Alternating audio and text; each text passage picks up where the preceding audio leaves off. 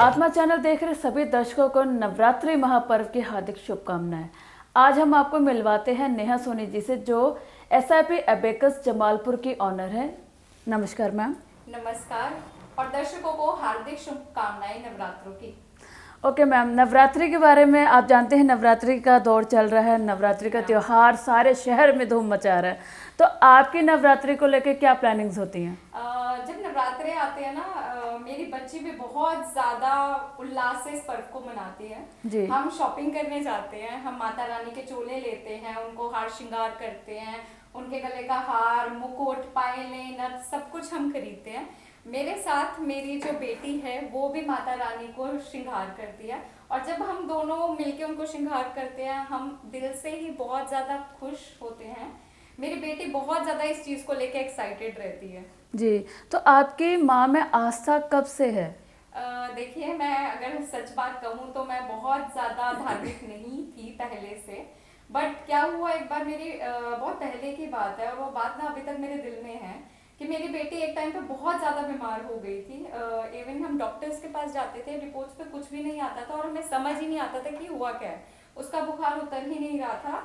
तो मुझे याद है नवरात्रे तब आने वाले थे, तो मेरी जैसे कहते हैं ना बुआ सास, उन्होंने मुझे बोला कि बेटा नवरात्रे आने वाले, तो एक बार महामाई की पूजा कर, तो आस्था रख, दुर्गा स्तुति पढ़ रोज। तो मैंने कहा चलो सब करके देख लिया, एक बार ये भी करके देख लूं। तो मैंने जब माता रानी के सामने कहते दीपक जलाया, मैंने सुबह शाम जलाया, खेतरी हमने बीजी, दुर्गा स्तुति मैंने रोज पढ़ी, तो मैंने ये चीज देखी कि दूसरे ही दिन मेरी बेटी ठीक होने लगी है। मतलब मैं अगर कहूँ कि पहले मैं इतनी ज्यादा धार्मिक नहीं थी, बट जैसे ये चीज मैंने खुद अपने जीवन में देखी और महसूस की, उससे मेरी आस्था और ज्यादा बढ़ गई। और जब भी अब नवरात्रे आते हैं, मैं, मेरी बेटी और मेरे पति धूमधाम से इस पर्व को मनाते हैं। हम बहुत अच्छा मंदिर सजाते हैं और हम बहुत उल्लास से रहते हैं, और कोई ना कोई जो हम नई चीज लेने वाले होते हैं वो हम नवरात्रों के दिनों में ही लेते हैं। नवरात्रों के दिनों में इतनी श्रद्धा कि आप नवरात्रों में ही वाहन खरीदते हैं, किसी ने कहा है या आपकी अपनी पर्सनल चॉइस है कि नहीं हमें नवरात्रे को ही खरीदना है, क्योंकि आगे पीछे भी लोग खरीदते हैं, ऐसा ही क्यों? देखो, लोग काफी दिनों में खरीदते हैं, कोई कभी नहीं भी देखता है जी। पर मेरा मानना ये है कि जैसे हमने सुना भी अपने बुजुर्गों से कि कहते हैं ना, श्राद्ध में नहीं लिया जाता, नवरात्रों में हर चीज नहीं लेनी चाहिए। तो कह लो, मेरी सास ससुर का कहना होता है कि वाहन हमेशा अगर लेना है तो नवरात्रों के टाइम पे लीजिए, क्योंकि वो हमारे लिए शुभ होता है जी। तो हमने भी पिछले साल गाड़ी खरीदी है, तो वो मैंने नवरात्रों के दौरान ही खरीदी थी, तो अब तक सब सुख शांति से चल रहा है। तो अच्छा, इस साल के नवरात्रों में आपके क्या प्लान्स हैं?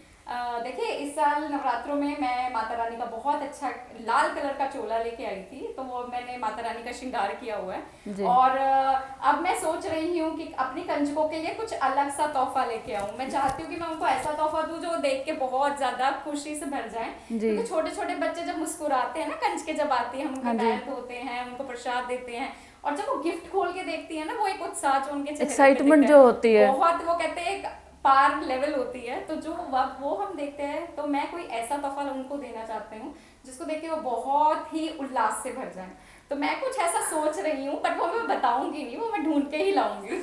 तो जैसे कि आपने कंजकों के गिफ्ट की बात की है, तो हम ये जानना चाहेंगे कि बचपन में आप भी कंजकों में बहुत बैठती थी, तो सबसे यादगार गिफ्ट क्या रहा और आप कितने पैसे बना लेती थी?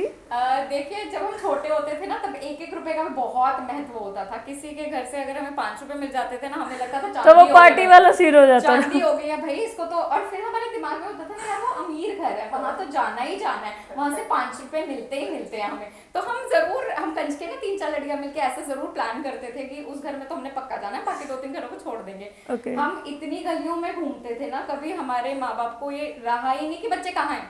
हम तीसरी गली में, चौथी गली में घूम रहे हैं, पैसे इकट्ठे कर रहे हैं, बटवा रखा हुआ है, उसके बीच पैसे पाई जा रहे हैं। मतलब ये चीजें हैं जो हमने अपने जमाने में एक्सपीरियंस की हुई हैं। मतलब तब से पैसे ही मिलते थे और गिफ्ट वगैरह नहीं उतने।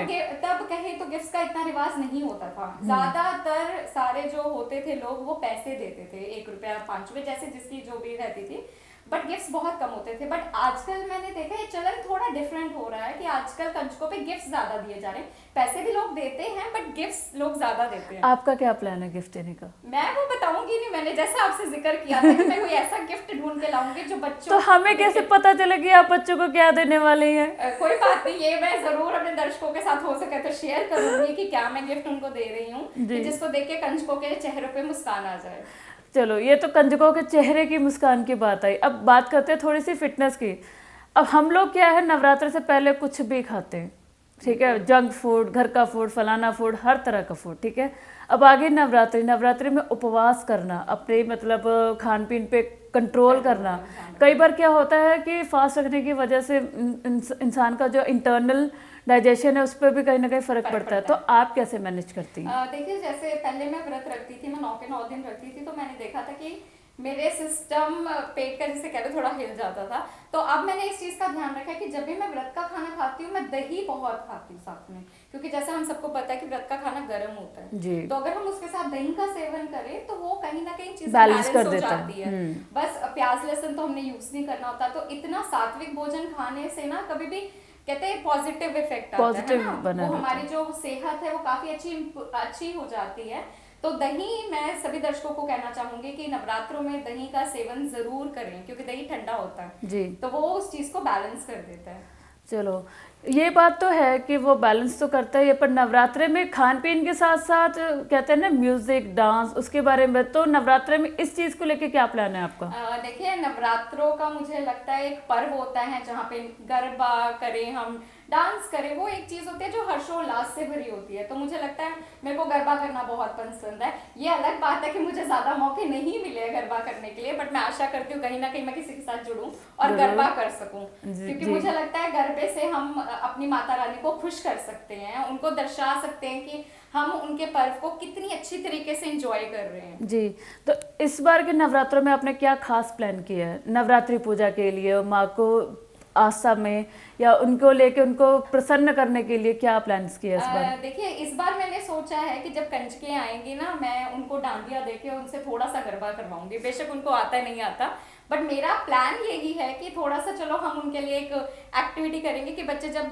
डांस करते हैं बच्चों को बहुत खुशी मिलती है। तो एक तरीके से अगर हम कंजकों को खुश रखेंगे, हमारी माता रानी तो जरूर खुश होंगी। तो कितनी अच्छी बात इन्होंने की है कि अगर हम कंजकों को खुश रखेंगे तो माता रानी भी खुश होगी, क्योंकि कंजके जो है वो माता रानी का ही रूप है, और उन्हें खुश करने के लिए तो जितना करो उतना कम हो। ओके, तो फिर हमारे दर्शकों के लिए क्या एक मैसेज है, जो ज़्यादातर क्या कहते हैं कि चलो ठीक है नवरात्रे और बाकी दिनों को सेम लेके चलते हैं, उनके लिए कोई खास संदेश नवरात्रि पे? हाँ जी, मैं ये संदेश जरूर देना चाहूंगी। नवरात्रों का भी पर्व हिंदुओं के लिए बहुत महत्वपूर्ण पर्व है, तो इसको हम जितनी श्रद्धा से, उल्लास से बनाएंगे, माता रानी खुश होंगे और हम भक्तों के कष्टों को जरूर दूर करेंगे। तो मैं आशा करती हूँ कि सारे दर्शक नवरात्रि को हर्षोल्लास से मनाएं, ताकि ये पर्व ऐसी खुशी तरह चलता रहे। धन्यवाद। धन्यवाद। जय माता दी।